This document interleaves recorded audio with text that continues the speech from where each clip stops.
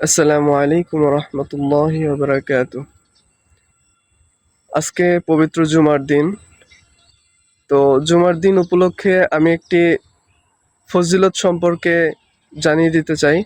হয়তো অনেকে জানেন, অনেকে জানেন না। ফজিলতটি হলো, জুমার দিন দুইটি ফজিলত আছে, গুরুত্বপূর্ণ দুইটি ফজিলত আছে। এক নম্বরে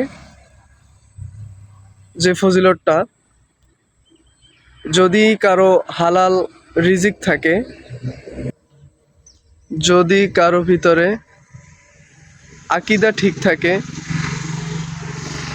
যদি শিরক না থাকে, আকীদা ঠিক থাকে, তাহলে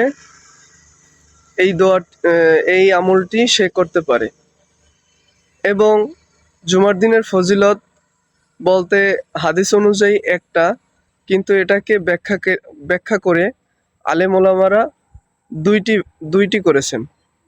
আরেকটি হলো,